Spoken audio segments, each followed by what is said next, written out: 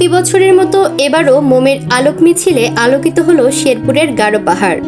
হাতে মোমবাতি, ঠোঁটে প্রার্থনার সুর, এভাবেই 2 কিলোমিটারেরও বেশি আঁকাবাঁকা পাহাড়ি পথ পেরিয়ে হাজারো ভক্ত পৌঁছে যান মা মারিয়ার আশীর্বাদপ্রাপ্ত স্থানে, শেরপুরের নালিতাবাড়ী উপজেলার বারোমারীর সাধু লিওর খ্রিস্ট ধর্মপল্লীতে। বৃহস্পতিবার সন্ধ্যায় শুরু হওয়া এই 2 দিনব্যাপী ফাতেমা রানীর তীর্থোৎসব শেষ হয় শুক্রবার সকালে মহাখ্রিস্টযুগের মধ্য দিয়ে।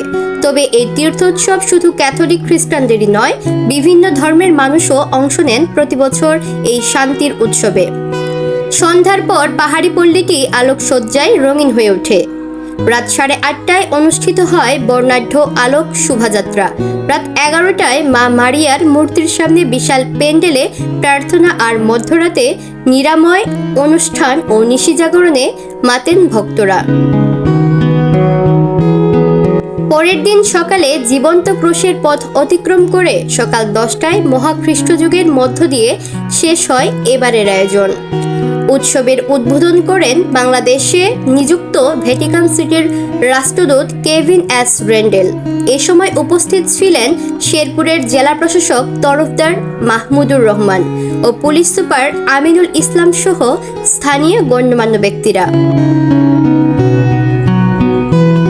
1942 সালে প্রতিষ্ঠিত হয় এই বারোমারী সাধু লিওর ধর্মপল্লী।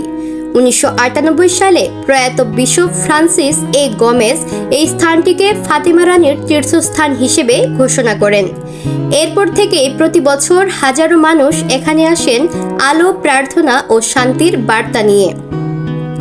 এবছর প্রায় 30 থেকে 40 হাজার দেশি বিদেশি তীর্থযাত্রী অংশ নিয়েছেন উৎসবে।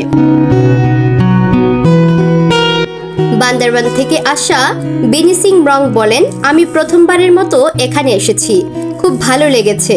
নেত্রকোনা থেকে আসা তৃপ্তিম রং বলেন, মা মারিয়ার কাছে এলে মনে হয় এক ধরনের শান্তি পায়। আর ঢাকা থেকে আগত শিক্ষার্থী তনুজা চাম্বু গং বলেন, যখন সবাই মোমবাতি হাতে পাহাড়ি পথ পাড়ি দিচ্ছিলেন, পুরো পাহাড় যেন আলোয় ভরে উঠেছিল। ধর্মপল্লীর পাল পুরোহিত তরুণ বনোয়ারি বলেন, দেশ বিদেশের হাজারো মানুষ ধর্মীয় চেতনায় উদ্বুদ্ধ হয়ে এখানে সমবেত হয়েছেন। মা ফাতেমা রানীর কাছে দেশ ও মানব জাতির কল্যাণে প্রার্থনা শেষে সবাই ফিরে যাবেন নিজ নিজ গন্তব্যে।